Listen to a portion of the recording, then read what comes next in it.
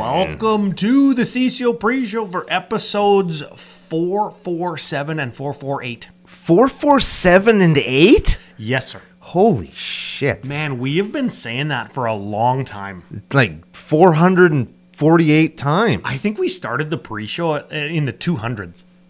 Was it that long after we started the show? I think it was. And the pre-show for a while was only available to the Patreon supporters over at patreon.com/CCO Podcast. Whether they liked it or not. Yeah, and for a while, I don't think they did. You bunch of... Yeah, but we're here now. Yeah, here we are. People like the new and improved super duper pre-show. From the wherever we are. Where are we? We're not in the basement anymore, I presume. I haven't decided where we are yet. But a little studio upgrade for sure, and we got Uncle Brando out of the basement. Kind of like getting out of the closet, but more or less butt stuff, however you're looking at that. Well, the thing is with like when you're in a closet is like, what if you have things on the floor of the closet, like shoes sit down, or bags or whatever, yes. Right? And then like you get comfortable, you kind of lean against the wall for a nap. You might lay all the way down, and then you get up, and then your head's in a bunch of shirts. And then maybe one of those shirts is a sweater, and you got static in your hair now. Or you're sleeping sitting up. Okay, get this. Picture this. You're sleeping sitting up in the closet. Okay. And you got to move around because you're uncomfortable a little bit. Right. And the moving around kind of wiggles a bowling ball off of the top shelf of the closet, and it comes down and hits you on the back of the head, and you give yourself a blowy for like 1 second. And then you're sleeping on the floor of the closet, but at least you're laying down now, so you won't wake up with well, you still probably wake up with a sore neck in this scenario, hey? Yeah, and head. And throat, depending on this, that, and the other thing. How everything goes, yeah. I suppose so, yeah. But the point is, if you live in a closet, I'm sorry, but like, I mean, there's worse places you could live, like Regina. Yeah, I suppose. And when you come out of the closet, it's a fantastic place to be, and you're welcome in the nation. Correct. Yeah, that got a little bit deep, didn't it? Did it? Oh, well, something did. Okay, well, 2 episodes this week because we're at the end of the month. Bonus show for July. We're going to be looking at Bloomburrow Legends from the Precons. Yep, that's Tuesday, tomorrow. Nope, that's Wednesday. Wednesday's Precons and Legends from Precons.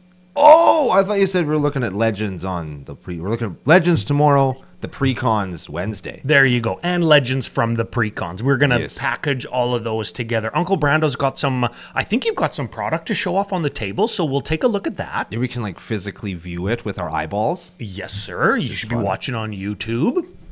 You should be! Almost missed it there. You almost missed it. There you go. We've got the booster pack game. What? We've got last week's winner for Undersquirreled Breach. Yeah, that was kind of clever. That's a good one. I like that lots. Osteomancer Adept. Osteomancer. That means he is a bone wizard that works with bones. Yes. Is that what Mancer means? I guess that like people know that means like Pteromancer, Oromancer, Pyromancer. That's like that's a synonym for wizard. Necromancer. Yes. It's like it's a specialized form of wizardry. I wonder what a bone wizard does. It makes me think of Marrow from like X-Men.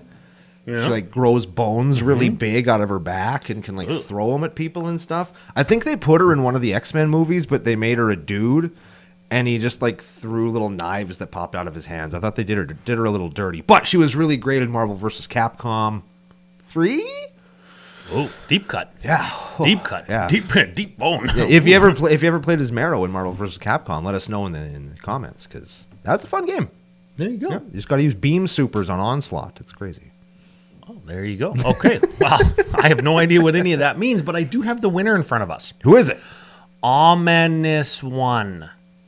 I'm sure they've won before, but they won back when you could choose like your screen name on YouTube before it all just went to like what your account name or email is. You know, remember when they changed that? Yeah. So I'm sure Ominous One has won before. Now, is he the ominous one, or is he Omen is number one because he's a big Omen fan? Yeah, Omen is one is actually how it's spelt.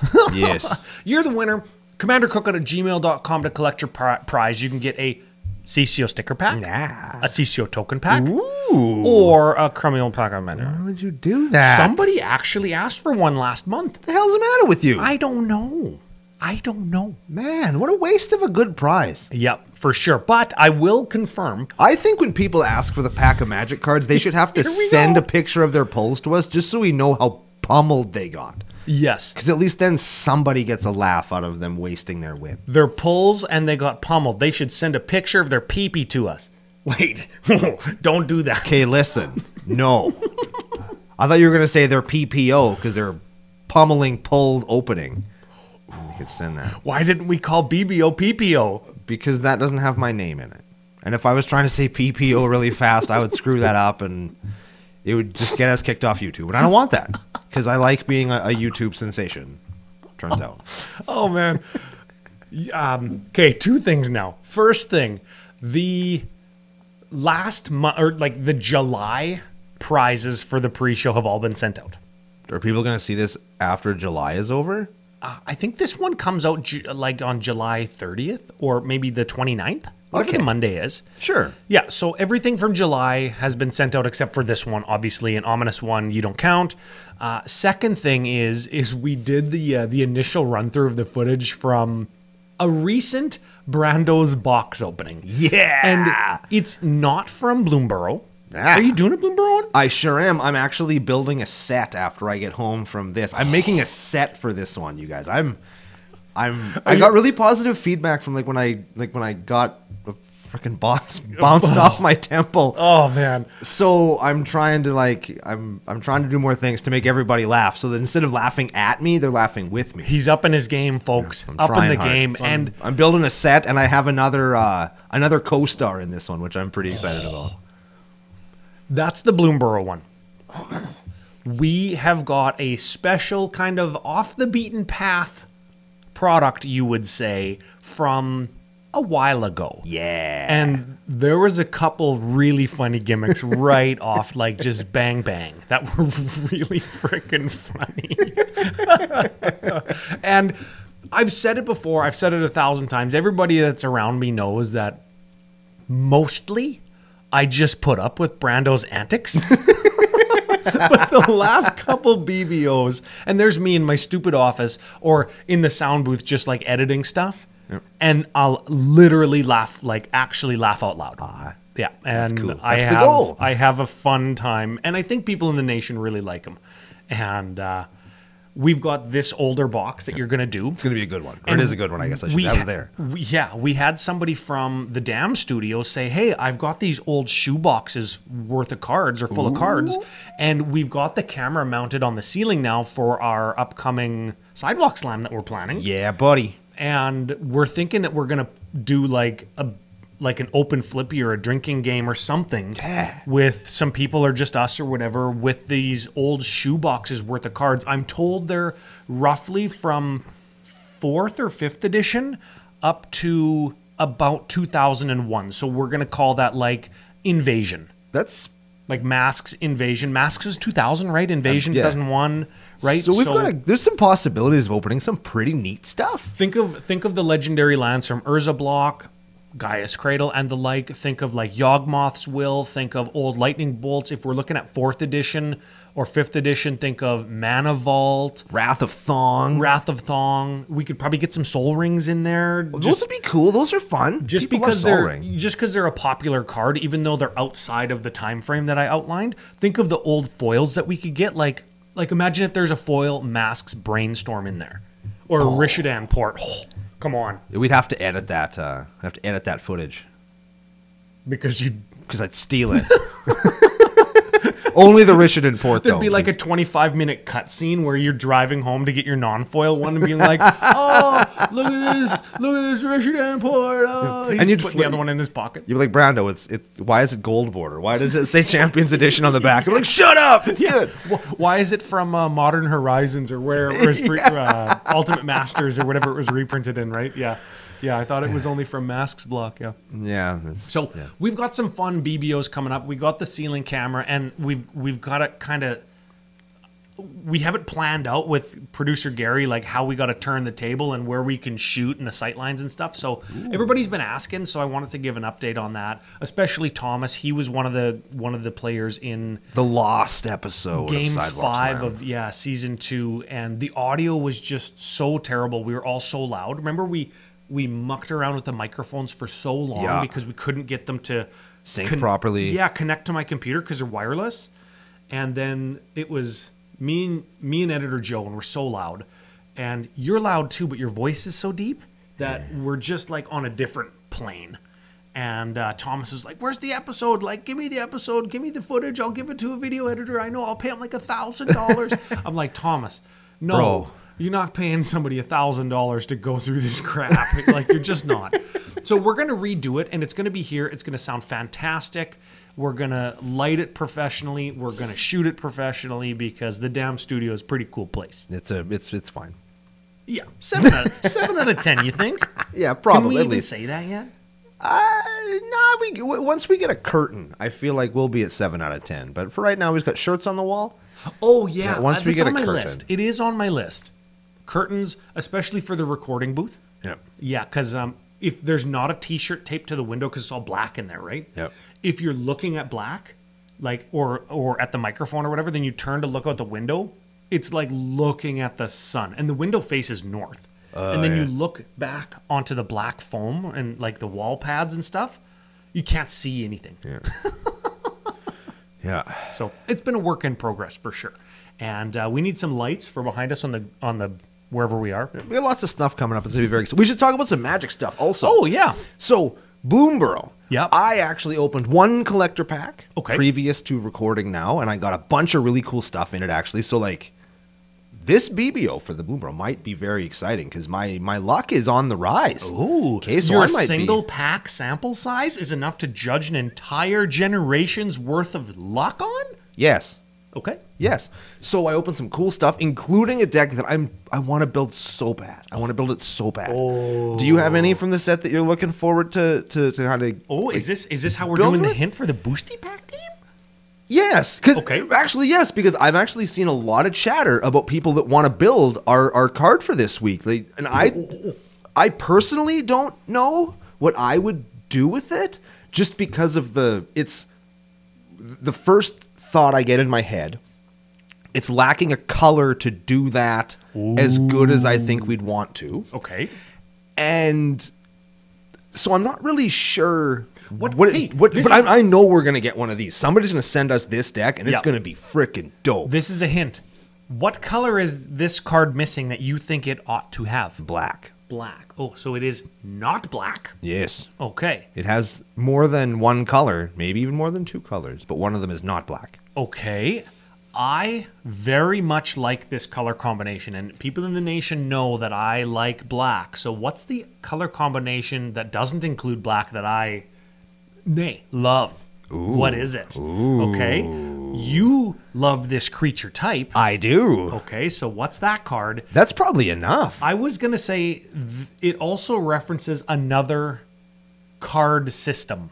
Oh yeah, that'll That's get it. okay, That'll that's get all them you for get. sure. That's all you Oh get. yeah, people are gonna get that for Yeah, sure. yeah. And I'm excited to talk about that one just because like, what the fuck, right? Like what do we do with it? Oh, this is it, and the card is good. Yeah, The it's a is good card. Let us know what the card is. Get yourself entered in the comments below, and actually go and frickin' comment because last week's like 36-minute pre-show or whatever it is didn't get as many comments as sometimes when it's like, I don't know.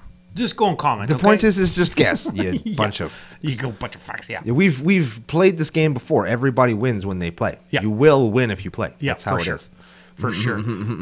So I'm into. I guess I can just say which card it is. Everybody knows that it's Glarb. It's Glarb. That's the one yeah. that I want to build. I'm very excited to talk about Glarb. I'm very excited to build Glarb, and I'm a little bit upset that I can't put Helga into Glarb because they're different yes. colors, and I'm not. We're probably maybe we'll talk. Well, guys, we can talk about it now. Why the fuck aren't they the same colors? I'm not sure. Especially since they both interact on the same like axes with cards, and they both want you to do the same thing, but for some reason you can't play them in the same commander deck. Maybe Why? they're like setting us up Like this is the lead for frog deck, and then they're going to give us like 4-color legends again next year, and there's going to be a 4-color frog. That'd be cool. Yes, that'd be neat actually. Yeah. Hey, trademark, patent pending. Bills in the mail. At this point, do you think 4-color commanders are even still like, I don't want to say necessary, but does anybody really want them anymore? Like we've got partners, and we've got like maybe 3-color commanders with partner might be a thing. Ooh. And then you can make your own 4 or 5-color deck. But like we've only done 4 colors one time. And if you actually look at what those decks do, I don't know, maybe Atraxa, they can do literally everything. And even minus a color, because the color, I don't want to say the color pie is broken, but like all of the different colors have gotten enough of the tools where minusing a color from a 4-color commander isn't a hindrance even. Yeah. Really. I remember WotC employees at some point in history, and I don't know if this is still true or not, but they were saying that 4-color commanders are hard to design because they're not sure whether they should be trying to fit in everything that the 4 colors do or making it do a thing that or like excluding something that the excluded color doesn't do or doing something that the excluded color does do, right? Like it takes 4 colors to do what this other color does, or let's very much not include what this color does, or let's try and fit on everything that these 4 colors do, right? Like what's the strategy? What makes them feel unique, interesting? Of course, they're powerful because they're 4 mana commanders that cost 4 different colors of mana. That is a hard casting cost. So the power altitude is going to be there. But what makes them interesting and unique? And this isn't... maybe it is a knock on Atraxa because she's not really that interesting. She just does everything. She is powerful because of course she is. Yeah. But is she that interesting? Or is it what people do around her because she's just generically powerful that makes her good? When was the last time, and we've done the Atraxable, and we've done Turbo Trax, and this Traxa, and that Traxa. Stacks Traxa. Like we've done... Atraxiga. We've done like 6 Atraxa decks. Yeah. They're all different. And are any of them exciting? Or are any of them at this point clever? And when you sit down to play against Brea, are you surprised at all? Like, well, that somebody's still playing Brea, and it's combo. Are you surprised when somebody has Yidris, Maelstrom Wanderer? Actually, yeah, because not very many people actually play that deck. Yeah, nobody plays that deck anymore. What's the other one? What's the 2 guys? Kianos and Tiro of Miletus. Yeah, that's the only one. Like I play an Atraxa deck, at least at our EDH and M. There's one Atraxa deck, and it's mine. And there's, I think, 2 of them guys. I think K&T. I think Steven plays a K&T deck, and Matt O plays K&T deck, and only any time ever I've ever seen K&T has been in the 99 of lands decks. There you go. It's the only time I've ever seen it. So, and that one I don't think is very powerful because we have so many other things that let us play additional lands without also giving our opponent that benefit. Yeah. And some of them are right here on 3-color, like little tiny 3-drop commander frogs. Yeah. Right? Like I love frogs. Ribbit. You know what though? Give us the 5-color frog. Yeah. Give us the 5-color frog. I wouldn't even be mad. I would liken the 5-color frog not to something like Golos, or where it's just value 5-color, or Kenrith value 5-color, right. Or they're just putting a 5-color activated ability on it, so like to jerk off the fans that like that, like Ezio, or what's the ally one? I don't remember. General Tazri. That's the one. I would liken a 5-color. Jeez, get your shit together. I would liken a 5-color frog to a Atog. Yeah. Where it's just like, hey, this is the Atog to end all Atogs. A frog.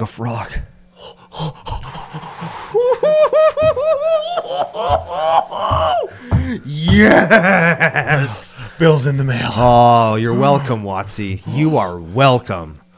Or, to really service the old guys like us, what if they gave us like Frogatog? Then we could have the best of both worlds. Yes, we could. We could have a Frog-Atog deck. That would be cool. That would be cool. I would like that. Yes. Oh, the legend, the 5-color legend would be all frogs and all Atogs count as frogs and Atogs. That's it. That's it. That's it. That's what the card says. People would play. I would play that. I would so play that. Because the togs are kind of fun, and all of these frogs do something really neat. Yeah. So, I mean, they'd still have some value and be really good. A frog. Oh, I like that. It's echoing in my mind. So I've got one that I'm looking forward to building. Glarb. I actually opened a Glarb, Oh, which is really, really cool. There's some stuff that I think they're so damn good. And we're going to talk about this tomorrow and a little bit more in depth in the bonus show with some of the squirrels. I think that they're very, very good. But you know what? No matter how good they are, they're not breaking the glass ceiling. That is Chatterfang. Man, I think holy shit. I think the Squirrel deck based on Legends gets a huge upgrade based on some of these, like in terms of finishers, token production, and what parts of the deck that they can utilize more, like Graveyard. And oh man, the Squirrels, I think out of like the Squirrels and Rabbits and Gophers and whatever else we get, I think the Squirrels get the most bang for the buck. I agree. And part of me is kind of like, come on, because they were the ones that needed the least help.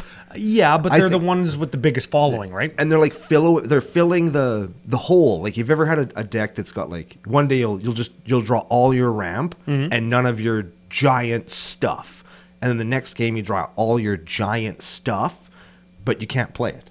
I feel like Squirrels kind of had that where you make a ton of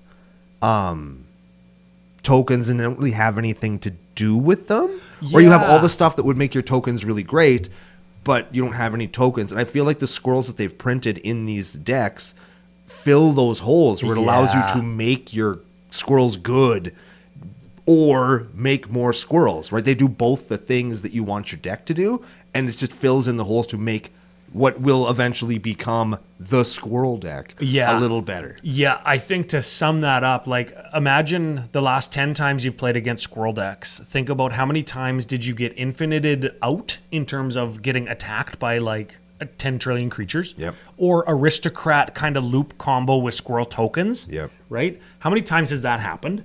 That all is available still with the best cards in the Squirrel deck, but now we get a bunch of new Squirrel commanders where it's like, oh, exile cards from your graveyard to give all your Squirrels +1/+1.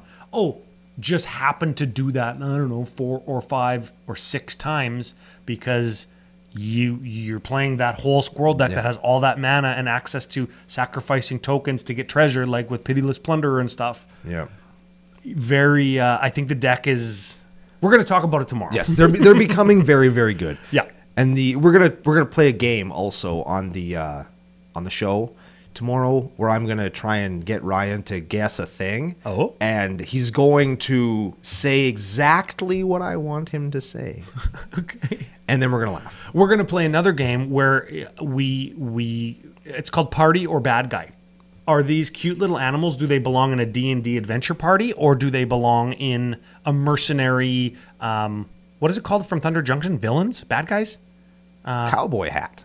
No, but what's the word, though? For warlocks and witches and bad guys. Outlaw? Outlaws. Are they adventurers or outlaws? Because that's basically all that WotC does now. I think that those two mechanics, or those two kind of categories that they've put creatures in, has limited the usage of like occupational creature types. I concur with you. And adventurer and outlaw, all a matter of perspective. Oh yeah. Because if let's just say you're an adventurer. Let's say you're Cloud Strife, that little dickhead from Pokemon, right? What do? You go into somebody's house and you root through their drawers and you open their treasure chests and you speak with them while they're asleep and you search their whole house and steal all their shit and leave. That sounds like a slasher flick, actually. To you, you're an adventurer collecting treasures, but to them, you just robbed their fucking house. Matter of perspective. I suppose, yeah. And speaking of perspective, we have them on Legends, and we're probably going to do it tomorrow on the real, actual episode of the show. That's 4:47. Tune in wherever you listen to your podcast or right here on YouTube. Hit our theme song? Brr, brr.